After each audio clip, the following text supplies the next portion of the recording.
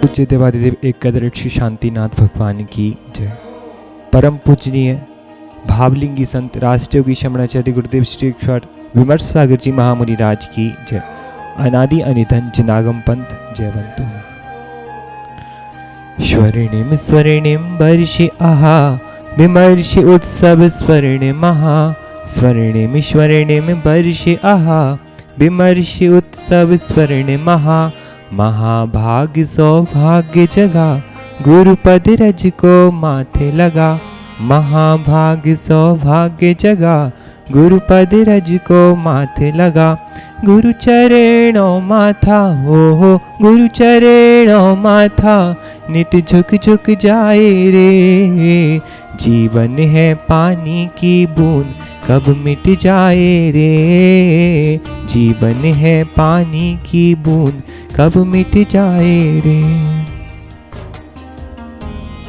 परम पूज्य जिनागम पंथ प्रवर्तक भावलिंगी संत सहज शांति भक्ति सिद्धि प्राप्त परम उपकारी संयम दाता मोक्ष प्रदाता शमणाचार्य गुरुदेव श्री विमर्श सागर जी महामुनि राज के पावन पवित्र चरण कमलों में गुरुदेव के स्वर्णिम विमर्श उत्सव पावन प्रसंग पर गुरु चरणों में अनंत गुण भक्ति युत कोटिशाह नमोस्तु करता हूँ। नमोस्तु भगवान। चतुर्गति रूप इस संसार में सभी जीव जन्म मरण की परंपरा को निरंतर ही बढ़ाते रहते हैं। इन जीवों में अनेकानेक जीव ऐसे भी हैं जिन्हें दूसरे तो क्या वे जीव स्वयं भी अपना जन्म का समय तक नहीं जान पाते, किंतु वे जीव अति बिरले हैं जिनका जन्म दिवस वे स्वयं ही नहीं अपितु तीनों लोकों के जीव मनाया करते हैं, जिनका पावन दर्शन पाने को तीनों लोकों के जीवों के नयन तर्षा करते हैं।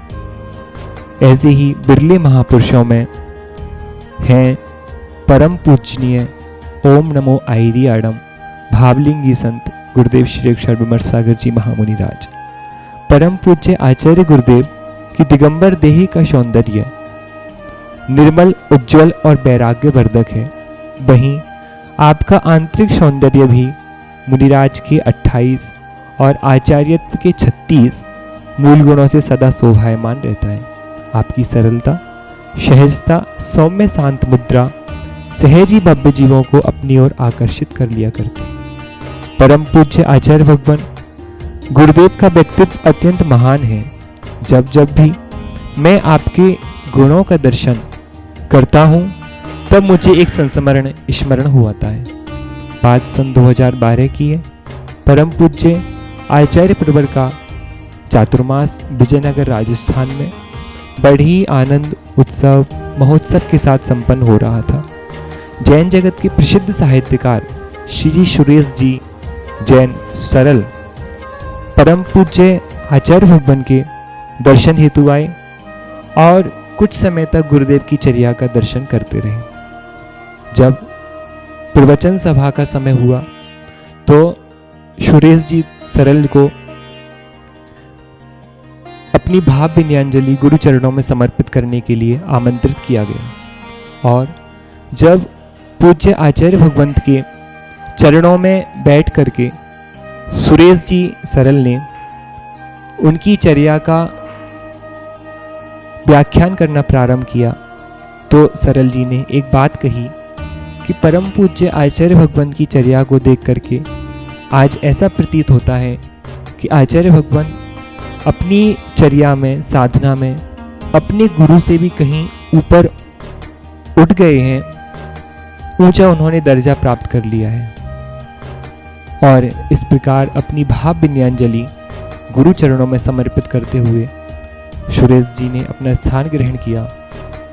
पुनः परम पूज्य आचार्य भगवंत के चरणों में प्रवचन के लिए उनकी दिव्य ध्वनि सुनने के लिए निवेदन किया गया तो परम पूज्य आचार्य भगवंत ने अपने प्रवचन प्रारंभ करते हुए सबसे पहले कहा, सुरेश जी सरल जी को संबोधित करते हुए कहा कि सरल जी मुंह चाहे कितना भी बड़ा हो जाए, मुंह चाहे कितना भी बड़ा हो जाए लेकिन रहता नाक के नीचे ही है। ऐसे ही शिष्य के जीवन में गुरु का स्थान सर्वोपरि होता है और